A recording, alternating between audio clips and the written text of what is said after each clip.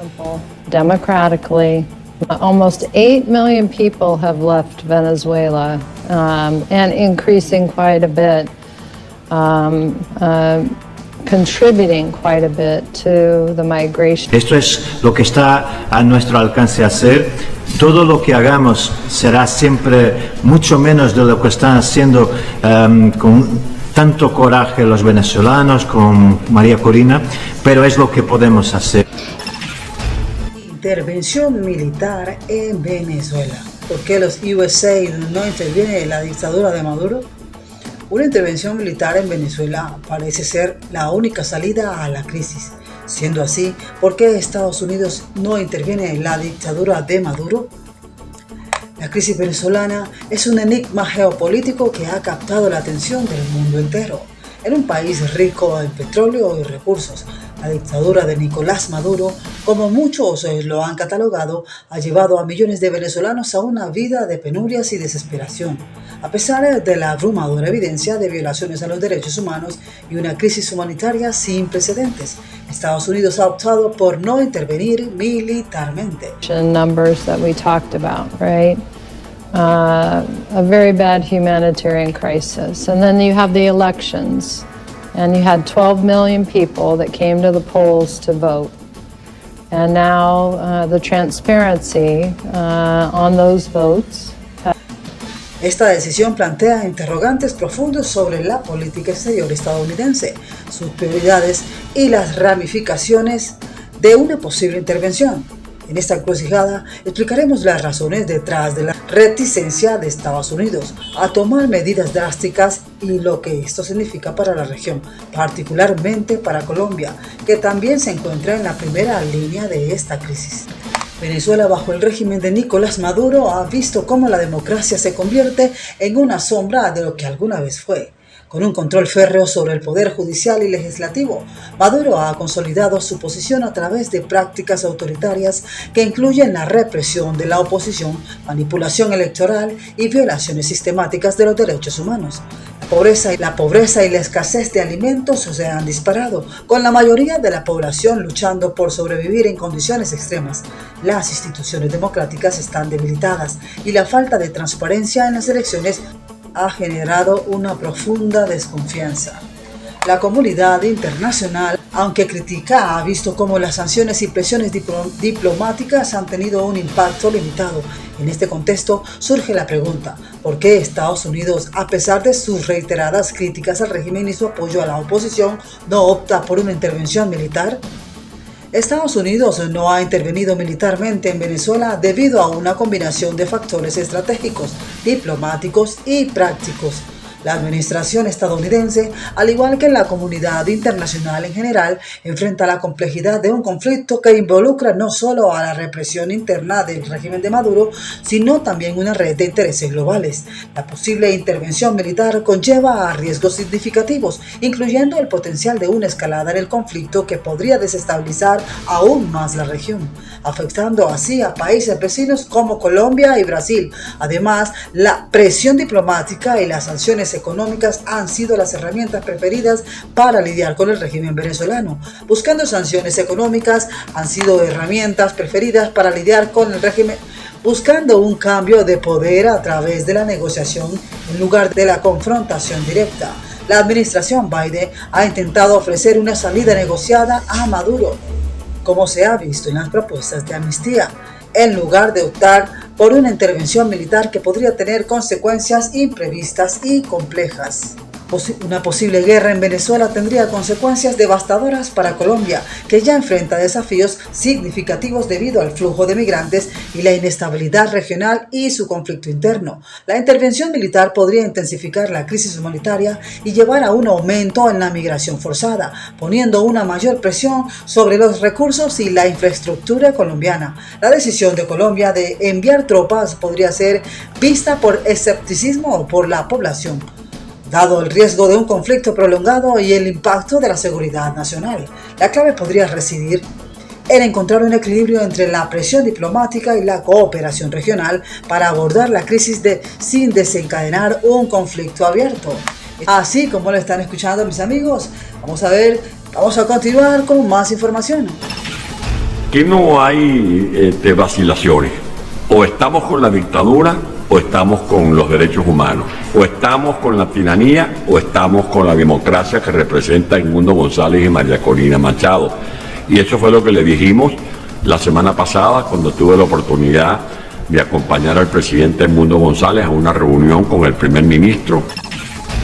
Bueno, y siguiendo con más noticias del momento sobre lo que está pasando en Venezuela, ante el fraude de Nicolás Maduro, la Unión Europea está dispuesta a usar todas las medidas por la democracia venezolana. Josep Borrell advirtió que la alianza únicamente reconocerá los resultados verificables de las elecciones presidenciales celebradas el pasado 28 de julio, en las que el dictador fue proclamado reelecto sin la publicación de las actas de totalización. El alto representante de la Unión Europea para Asuntos Exteriores, Josep Borrell, dijo este jueves que la Unión Europea tiene que estar dispuesta a usar todas las medidas necesarias para apoyar al pueblo de Venezuela en su lucha democrática. La Unión Europea tiene que estar dispuesta a utilizar todas nuestras herramientas, toda nuestra capacidad diplomática, todas las medidas para apoyar al pueblo de Venezuela en su lucha democrática, dijo Josep Borrell a su llegada a la cumbre de líderes europeos que se celebró el jueves en Bruselas. La crisis política en Venezuela es uno de los temas que debatirán los jefes de Estado y de Gobierno a petición de España. El Consejo discutirá sobre esto, pero tengan la seguridad de que tomaremos todas las medidas necesarias. Estamos dispuestos a tomar todas las medidas necesarias para apoyar la democracia en Venezuela, recalcó Borrell a un medio de comunicación.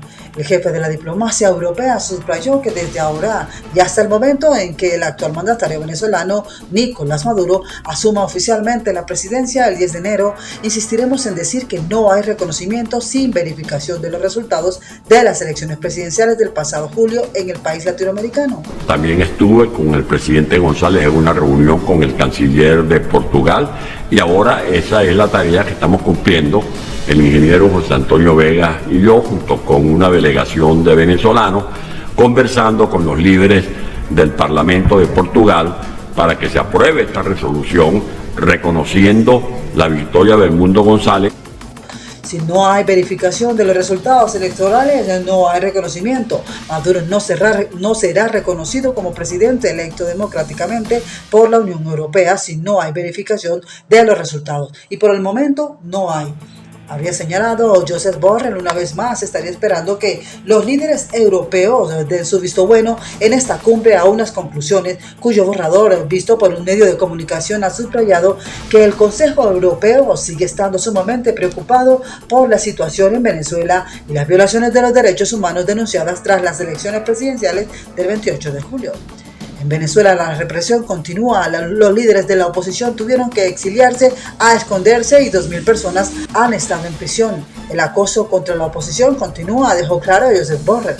Se espera también que los 27 insten en sus conclusiones a las autoridades venezolanas a que respeten la voluntad democrática del pueblo venezolano y pongan fin a la violencia, la represión y el acoso a la oposición y a la sociedad civil y que liberen a los presos políticos.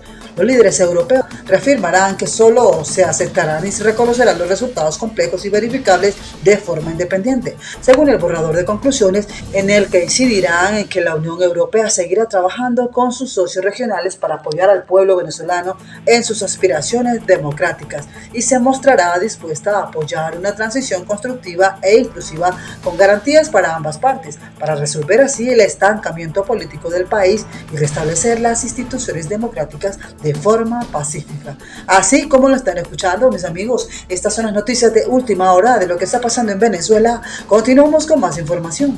Yo creo que es lamentable que la administración del presidente Biden no ha puesto más presión sobre esta situación. Eso es lo que se necesita. Necesita presión adentro, interna y también de afuera, no solamente de los Estados Unidos, pero también todo el mundo.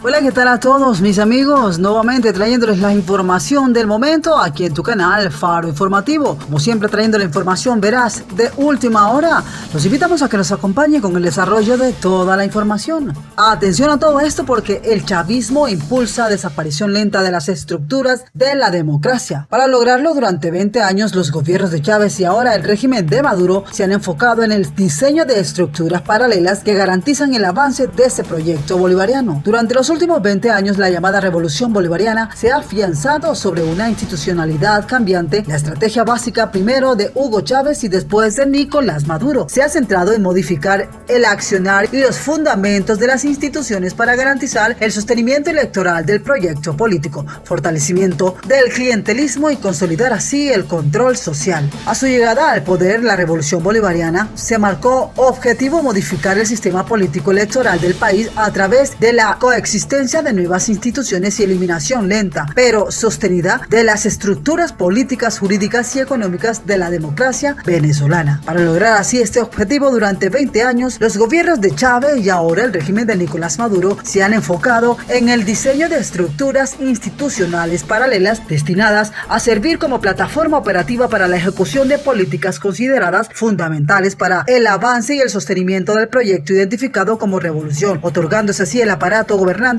discrecionalidad absoluta para impartir justicia, organizar elecciones o administrar recursos. Laura Loza, directora de la ONG Acceso a la Justicia, sostiene que, al menos desde el año 2019, se consolidó en Venezuela un Estado de hecho, no solo por existir Estado de Derecho ni institucionalidad alguna, sino porque no existe poder público alguno, elegido o nombrado según lo que indica la Constitución. En el informe de la organización sobre el Estado de la Justicia y del Estado de Derecho en Venezuela, se recuerda que para el año 2022 el índice de Estado de Derecho elaborado por la organización World Justice Project destaca de que Venezuela repite el último lugar por 8º año consecutivo de entre los 140 países evaluados. Una calificación similar a la que recibe Venezuela la obtienen países no democráticos como Camboya, Afganistán y la República Democrática del Congo. Los datos de la WJP coinciden con las de otras organizaciones como por ejemplo el índice de percepción de corrupción de Transparencia Internacional, que ubicó a Venezuela en el lugar 177 entre 180 países evaluados. Según el análisis de los